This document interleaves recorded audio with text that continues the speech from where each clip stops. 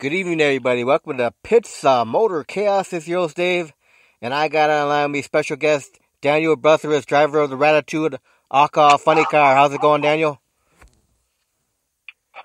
I'm doing great. How are you doing tonight, Dave? I'm good, Daniel. How's the weather out by you? Good? It's a beautiful 80-degree afternoon. Just sitting out here in the shop tinkering on the hot rod. The Rat-Atude Funny Car? Yes, sir. Yeah. Getting it ready for Funny Car Chaos? Well, unfortunately, I'm getting ready for Funny Car Chaos probably in Denton. I'm not going to be able to make Amarillo this year just because of, multiple reasons. It's been a rough last month. Just everything going on. My son graduated from high school last week, which is a great deal. Got one kid done.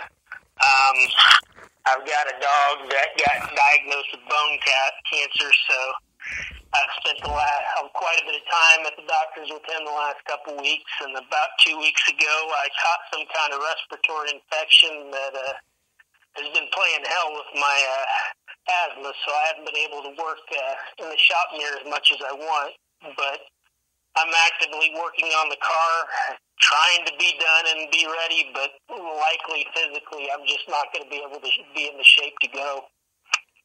Yeah. So, but, yes. So the September Funny Car Chaos, is that the only event you're going to be running this year? Oh no. I will have, normally, the main group I run with is called Central State Superchargers, and with that group, I primarily run the altered body. The car itself, it really is a reverse transformer. It was built as an altered. I've always wanted to drive a funny car. I got a hell of a deal on a body from John Dunn, and I picked it up from him and mounted it. And in altered form, it's literally only made one race. Funny car form, it's literally only made one race. So my first planned race is middle July here in Wichita, Kansas for the Summer Nationals at Kansas International Dragway. And then after that, if things go well, we'll have a race down at Tulsa, the Nitro Nationals. I'm hoping that maybe I can make it to Eddyville, to WFAN. There'll be another race for the Central State Superchargers down in Ozark. And, anything I can make in between here and there. I occasionally run with another group called Rocky Mountain Superchargers. And with that group, I will run it in funny car form as well. Now, with that funny car body, do you ever plan on changing the paint job on it? Well, I do, and I have a paint scheme picked out and ready to go. Hopefully before the September race, the car will be painted. It's just been, it's more important to me to have a car that's running than a pretty car at this point. Right. So let me ask you this, Daniel. When did you first get involved in drag racing, and what year did you get involved in drag racing? Well, honestly, I would have to say I was involved in drag racing from the moment I was conceived. My dad drag raced as a kid. When I was a kid, I was born in Kentucky. He raced back then what would have been a D-gas Camaro. In the Bluegrass Raceway, several other tracks like that.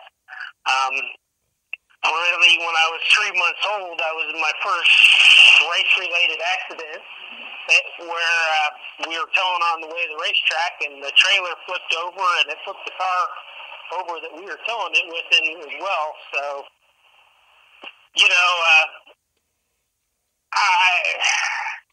I think I was born to do this. In regards to, it's kind of driven me my whole life. So what was the first vehicle you drag raced in? My first actual race car was a rear-engine dragster. At the time when I got it, I was running a motorsports store in a mall here in town, and the guy came in one day and we started talking, and he says, "Yeah, I have this new rear-engine dragster I started building, and I never finished." And next thing you know, I purchased it and finished the car. So I raced that for a season and a half, and growing up with my dad having the Altereds, running in the Outlaw Fuel Altered Association, Midwest 790 Association, and several other groups, it didn't take long for the dragster just to seem like a joyride, and I needed something a little bit more exciting. So probably about 8 years ago now, I built my first Altered, same chassis I have now, Mark Williams funny car chassis kit. A friend of mine, John Morris, helped me put it together and weld it. And initially it was a Fiat body car and a small block. And it's evolved from there. What kind of car is it now? Well, as I said, primarily it runs in altered form. I actually have a hand-built body that I built the buck for, and the mold and the plug and all that. It's a 1930 Chevy Roadster delivery pickup. And the second body, the funny car body, is a 1989 Chevy Lumina body that in its previous life was the Cardiac Kid's body. After that, it was the New York Earthshaker. And then finally, Brian Cunningham's Gone Ballistic, where it sat for several years. And I found it, got a hold of it, and brought it back to life. Yeah, that's great. So now, how'd you come up with the name Rat-Atude? Well, I come from a long line of rat. I told you about my father's Camaro when I was first born. It was called Fat Rat. After that got wrecked, he got a 48 Fiat, and it went through various names like Ratsy. Later on, he put a 23T body on it, and when he started going blown racing, it became Rude Rat. And I just felt like it kind of fit the family. We're a Chevy family as far as racing goes, and it just kind of clicked with me. So now on the Lumina, when you get it painted, are you going to put Rat-Atude on there? It will. Yes, it will. It'll have Rat-Atude on it as well. You got that? You got a little rat character? I sure do. It just kind of becomes part of the persona. Yeah. So now with the altered, what was the quickest pass you've had with the altered? With the altered, I really only have run the 8th mile with it. I've gone as quick as 460 at 160. But honestly, it's kind of a low buck racer, so I build things as I can. I built a new big 540, and I didn't have enough money to replace the converter I had, so I'd pretty much launch and it'd go straight to the moon and blow right through the converter, so it'd run all kinds of mile per hour, but not much of an ET. And then last year, I finally got the converter before the Funny Car Chaos events came out, and it was running as quick with the Funny Car body, not near the mile per hour because I had too much gear once I got the right converter in the car. So I'm really hoping and expecting in altered form to see high 420s this year, and hopefully 440s in funny car form. Yeah, I'm sure you saw the first funny car chaos this year. Ken Singleton won the high risk car. How he got that he got that funny car body on his altar, and he won the whole thing. He won. Yeah, Ken Singleton's got a heck of a running car. I run a couple events with him with the Central States group, and he's pretty much cleaned up there as well. He's got a heck of an operation. Man. But I guess I read somewhere he got that funny car body at the last minute. So. Yeah,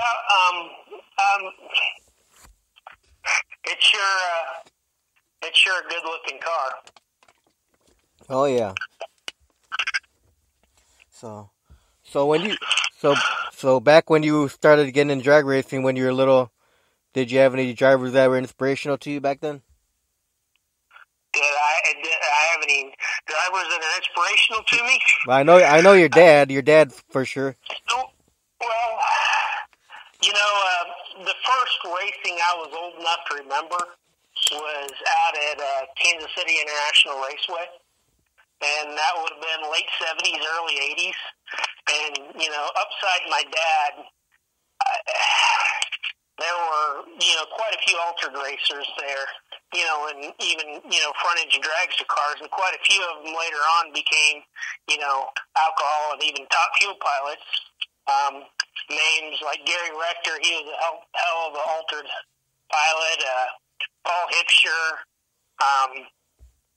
guys like that. Randy Meyer of A-Fuel Dragster fame. He was, back then bracket racing with my dad in the same group.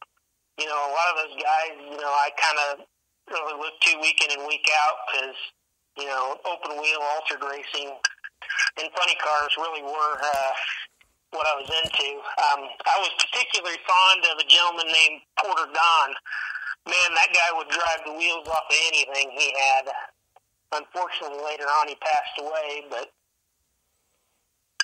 of course, like everybody else, I was pretty enamored with Big Daddy Don Garlitz early on when I was a kid.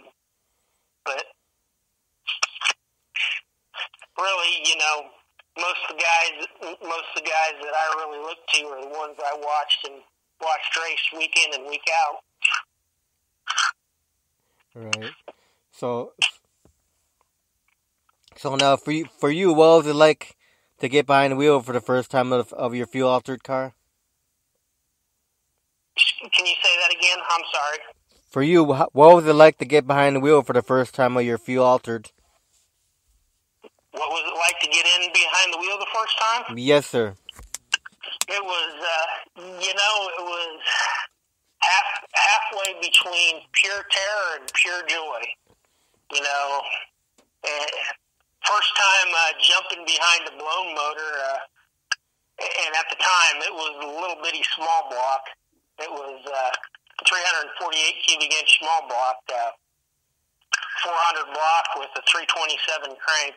And the best it ever ran, and I did run it quarter mile, was 750s at about 175. But boy, did it seem like a rocket ship the first time I took off with it.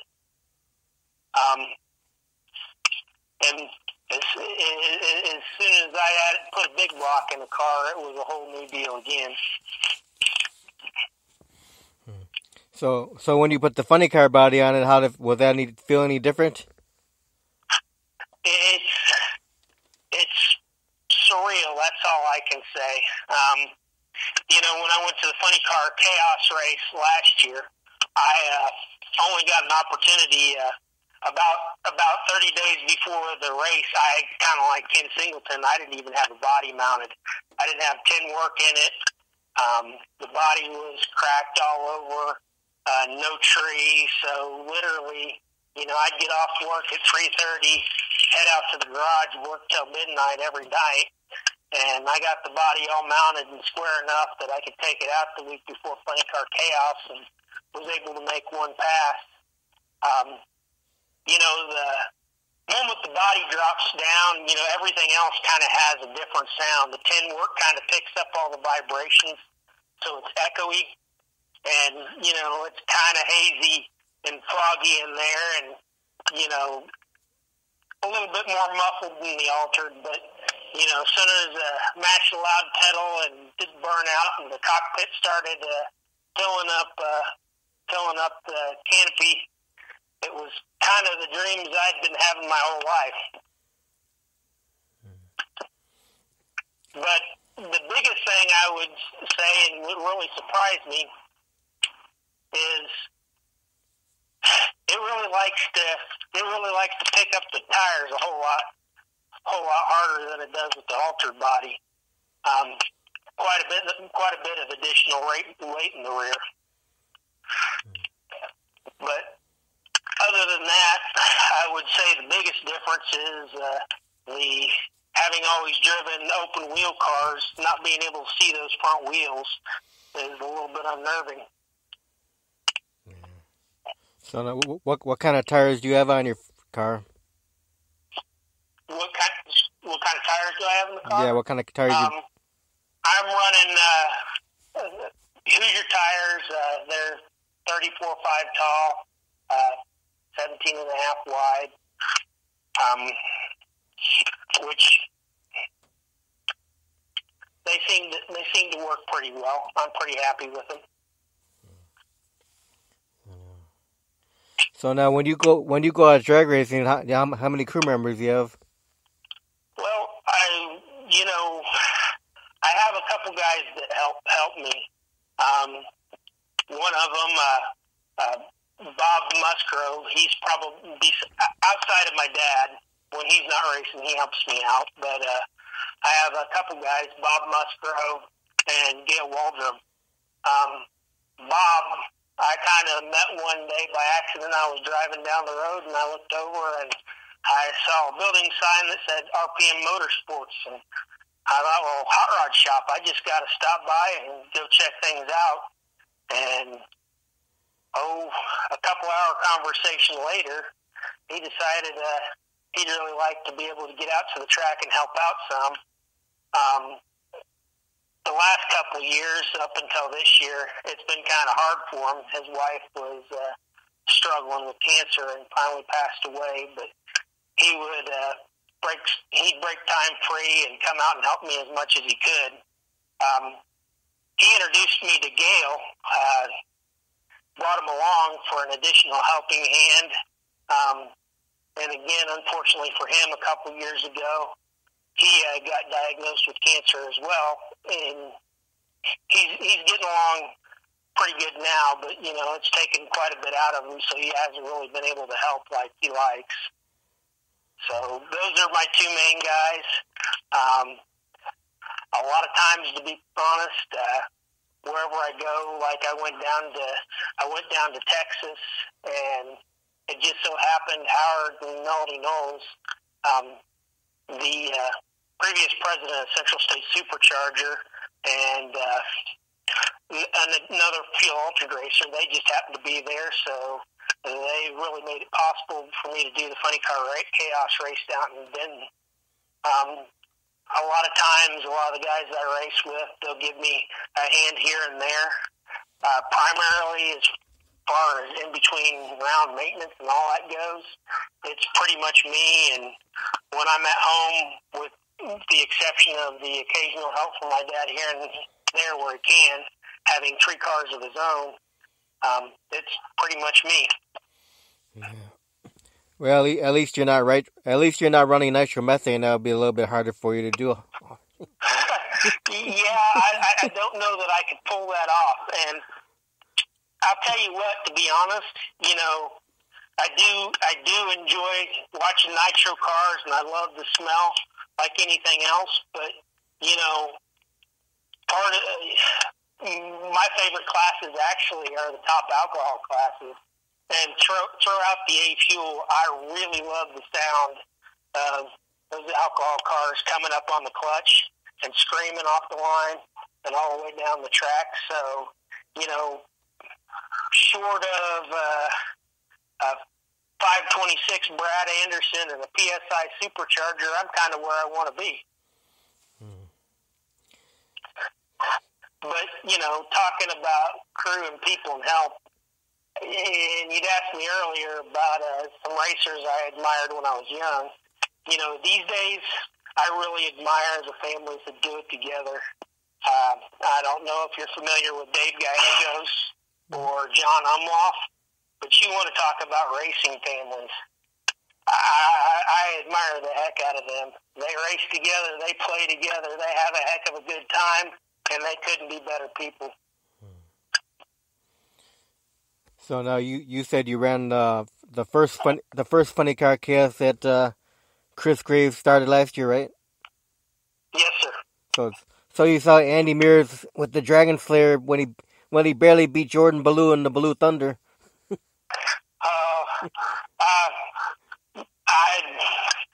Yeah, that's so. One thing about Denton, like I said, I don't run the car once prior last year with the funny car body, and I'd move the car and raise the wheelie bar way up. And if you ever get a chance to go to Denton, Denton is one of the greatest 8-mile tracks in the United States.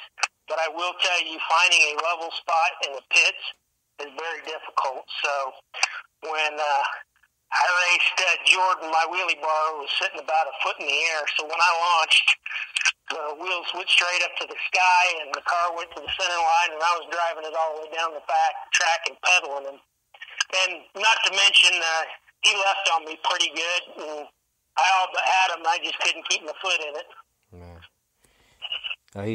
He beat you on the light, huh? Yeah, you know, to be good on the pro tree, you need to be out there running it week in, week out, and to go out cold, and that really to be the first full pass you make of the year in the car. It's kind of difficult to do very good. I was a little bit embarrassed of my light, to tell you the truth. But it made for an interesting race. About the 3:30 mark, I was staring straight through Jordan's side window, and I'm pretty sure he could see all of me. And I got it corrected, and we were pretty much dancing the line the whole way down. When my dad came and picked me up from the return loans, he come down hollering, screaming, all excited. He says, "Man, that was awesome. Don't ever do it again." So I really look forward to being able to line up with Jordan again. It hurts to give away a race that way. It was only in qualifying, but I out-qualified him. But even in qualifying, the win light matters. Yeah, that Nova he's got is pretty cool to watch how he does the burnouts and the dry hopping. Yep. It's a cool little car, and again, talking about great racing families, him and his dad, Russ, they're just good as gold. Yeah, but he almost beat the Dragon Slayer though. Well, if we talk about guys that run with what they got, that car. It runs pretty damn good for what it is. I'm pretty impressed with the power they were able to get out of it. And really last year, I know up until the Denton race, they really struggled with the funny car combination, getting that thing to scream. And, man, all of a sudden they got down to Denton, and that thing woke up pretty good for them. I was hollering and screaming for them the whole night of elimination. I was really rooting for them to make it the whole way. First round, unfortunately, I had talked about getting a new converter and all that. Well, I shucked several converter bolts, and it blew up my transmission. I won the first round, but I couldn't go on. I really honestly felt like, as far as the B field goes, I had a really good shot at going the whole way. I was qualified towards the top of the field, and I really hadn't made a full-out pass yet. But it ended as quick as it started. Yeah. So that brings us to this year. I got done after that, and I was talking to the daughter of R.C. Williams, Moats and Williams Cherokee Warrior frame. thing, and I was talking about wanting to maybe go to a pedal clutch and a 3-speed, and RC was nice enough to tell me that, hey, from my alcohol days, I have this B&J laying around, and I've been trying to figure out what to do with it, and your car seems like just as good as anything to put it in as I can think of, so I was very fortunate that RC gave me the B&J, and I started acquiring all the parts to switch the car over to a 3-speed and a pedal clutch. So I'll be to that legitimate alcohol car I've always dreamed of. So you want to line up with Jordan Ballou again, and Jordan wants to line up with Andy Mears again.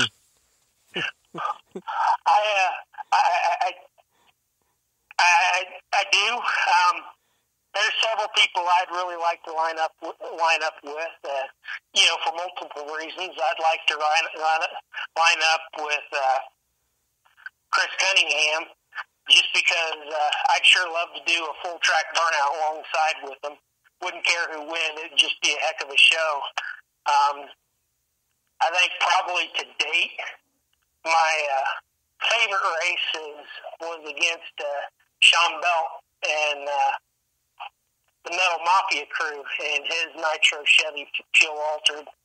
He had me by a couple tenths, and I just by the skin of my teeth red lit, but I pulled them all the way through the lights side by side and miles an hour along with them. So I really look forward to being able to run against Sean again.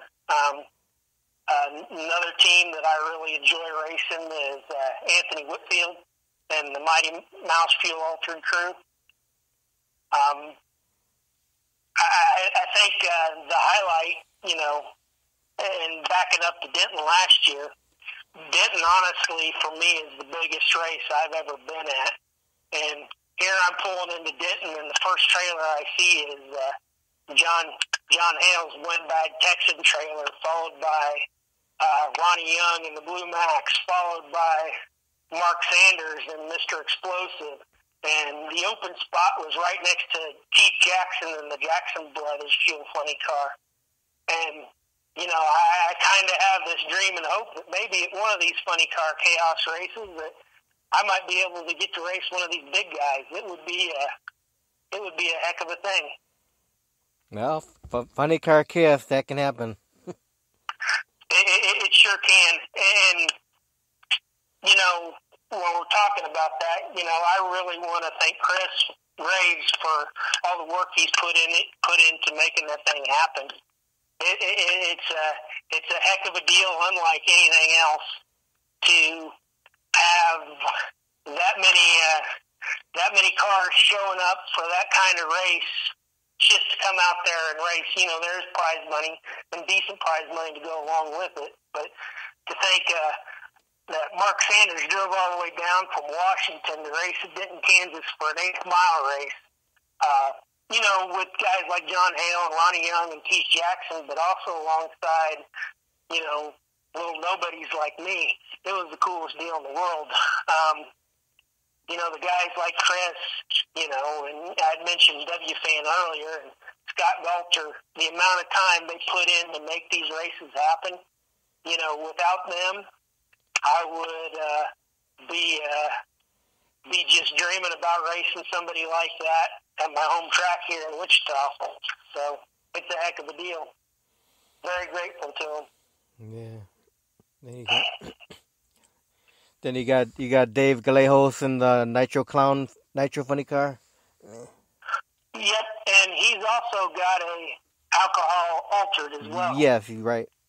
And he stepped it up to a big old Hemi this year. And I think going from a converter to a clutch, I'm probably going to lose a little bit, but I put a little bit more gear in it, and I put that 3-speed in it, and I'm really hoping that it'll pick it up enough that I can make them think twice about wanting to run me. But I think them, like everybody else, most of us, just having another car, similar type of car in the other lane, and to be able to go out and race and put on a show. And for, me, honestly, that's really what it's about, because if we don't put on a show, not being, a big show group like NHRA fuel cars or, March Meet nostalgia cars, if we don't put on a show, tracks don't have us out, and we don't have a place to race. So I think for us, most of it's really just about having fun, lining up next to somebody, and making the fans happy. Right. So now, currently, you don't have any sponsors, right? Well, over the years, I've had sponsorship in the form of help. My Fiat body, early on, Bob Musgrove, he stepped up and he said, "Hey, I'll help you out with the body," and he painted the car for me. And then after I built the 30 Chevy body, Keenan Moody, Moody's Hot Rod Shop out of Kansas City, he stepped up quite a bit to help me out. I couldn't, not free, but I sure as hell couldn't have his nice looking body without the help of him and him saying he would do it for me. So I'm really grateful to him. And honestly, anything I don't have and haven't been able to come up with, my real sponsorship, I would have to say, is my dad. Most of it I'm able to take care of and do myself, but I have a blower donated by my dad. I have rear end gears and axles donated by my dad. Anything I've not been able to come up with that I've needed, to get to the track. Right now, I'm screwing around with plumbing that he had laying around, and he handed it over to me and said, "Here you go, make it work." Yeah, I think it would be nice to have a little bit of financial backing, but I'm pretty happy with the help I get, because I certainly couldn't do it without it. So now, Dan, where do you get your fire safety suit from? My fire safety suit currently is a Stroud. Everything else on my car is a D&J. I work with Vincent Media out of California Media Motorsports, and he coordinates everything for me through D&J. And just recently I switched to nose-mounted fire bottles like a traditional funny car, and I was looking all over the world for pneumatic actuators for the fire bottles, and they just hadn't been made for a while. And I called up Good Vibrations, one of my favorite places, and they didn't have any. DJ was on back order. I got a hold of Vincent, and within 2 days he got them to get one done for me and got it sent to me. So Ben Conant and DJ Motorsports, they're one of my favorite places as well. So now, Daniel, when you get ready for a weekend of drag racing, what goes into preparation to get this car ready? Typically speaking, up until now, because it's been an automatic, most of my preparation is between, leaking down the engine, running the valves, pulling pan, checking the bearings. This year it's going to be a new experience going to the pedal clutch. So it'll be checking the clutch, checking the floaters, making sure everything's flat, making sure the discs are wearing in well, cleaning all clutch dust off everything, pulling the pan, checking a bearing or two, just going through the valve train really good, leaking it down and slapping it together and heading to the track. It's going to be a little bit more maintenance than what I've been used to, but, being a good racing season for me is about 6 to 7 races a year, not including testing. It's manageable for me to do by myself. So now, what would be some of your favorite tracks to run on? Well, I tell you, as far as the widest and smoothest track, just enjoying going down the track I've ever been on, I would have to say it's probably Great Bend. As far as the most fun track I've ever gone to, most enjoyable place I've ever gone to race, I would have to say it's Eddyville Raceway Park, up where they hold the World Fuel Altered Nationals. Somebody asked me about it once before, and I kind of likened it to the Field of Dream of drag racing. Out in the middle of all these cornfields, you have this beautiful 8-mile track with beautiful shade trees all over the place. Great fans, almost always beautiful weather, and great facilities to go up there and race for a weekend. So I think for me to date, my favorite place to go to a race is Eddyville. Isn't that where they do the big Night of Fire event too? They sure do, and I believe that's put on in part by Scott Galter as well.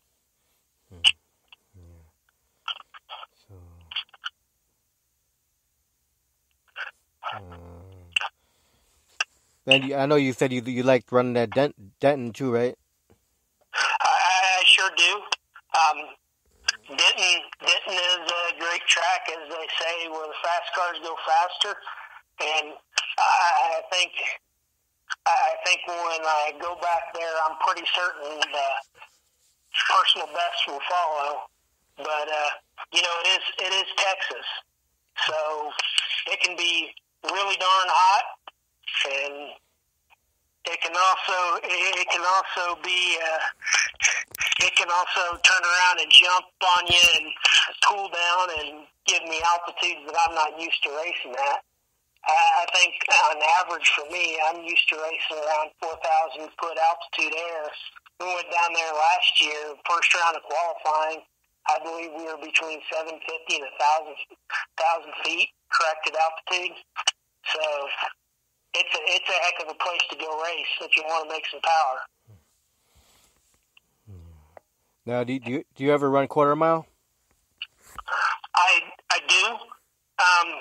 Primarily, like I said, Central State Superchargers, and of course the Funny Car Chaos races. They're all 8th mile. But when I run with the Rocky Mountain Superchargers, they run exclusively quarter mile. Up until the previous combinations, whenever I went and ran with them, they have two classes. They have a heads-up 750 class, and then they have a all-out run what you brung primarily funny car class. And you got cars running in that class anywhere between 680s to 620s. So it's a fun group to run with. And I hope to see if I can get in the mid sixes when I race with them later on this year.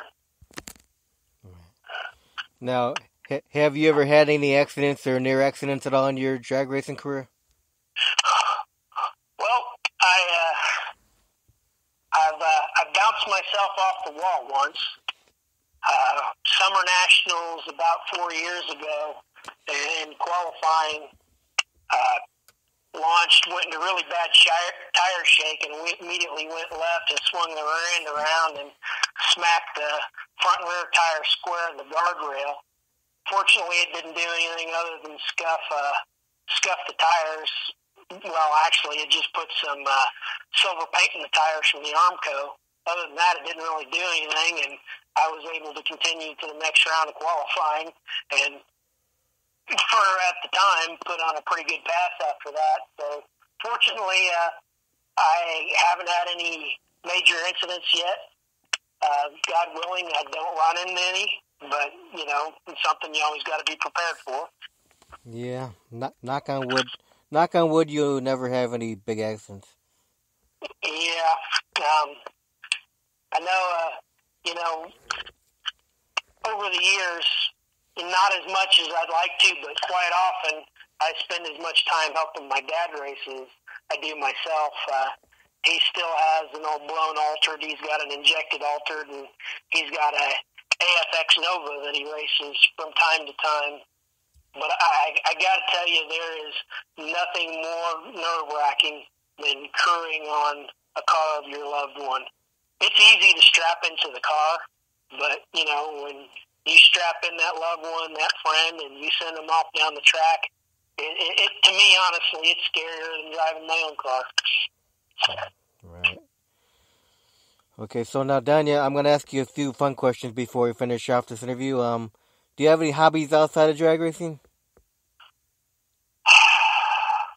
Well, a couple years ago, when my son was in junior high, he decided he wanted to play tennis, and he's actually pretty decent at it. So, I'd never played tennis my whole life, but, he started talking trash when he was young, and I told him, I don't care how good you think you are, I'm your dad, I can still whoop you.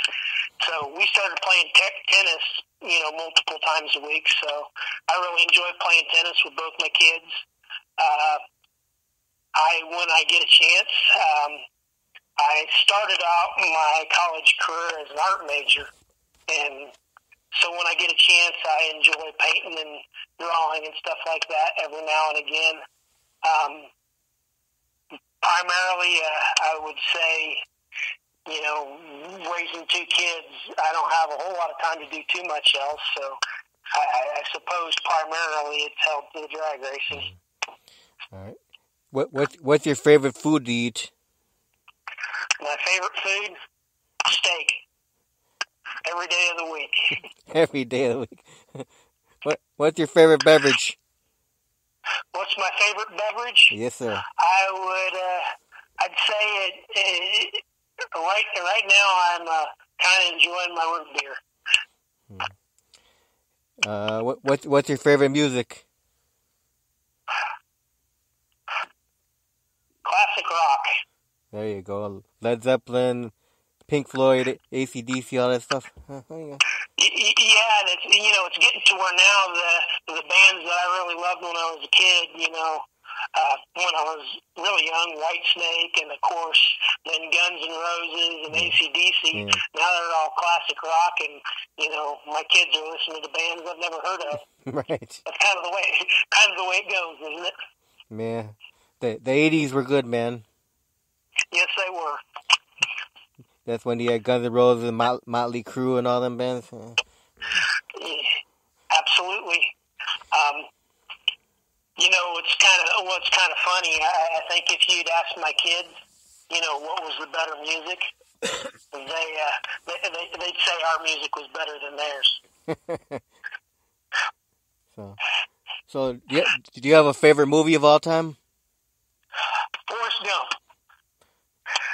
Life is like a box of chocolate. Yep, and I think mostly the thing is for me, and the first time I saw it, I was stationed down in Fort Hood in the Army, and so there was part of that experience. But the biggest thing was Forrest never made excuses.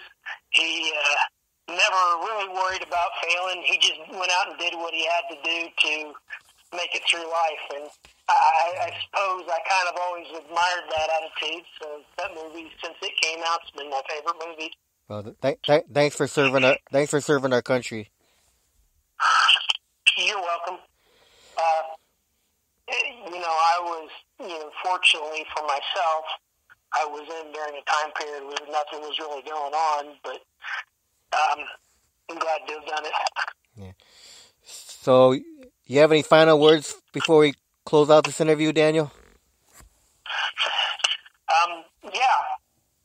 If you're out there listening, get out to your local racetrack, support your local racers, and by all means, if I'm ever in your neighborhood and you see my car in the pits, come by and see me, because, I'm there for no other reason to hang around with a bunch of people that love the same thing I do, so support your local tracks.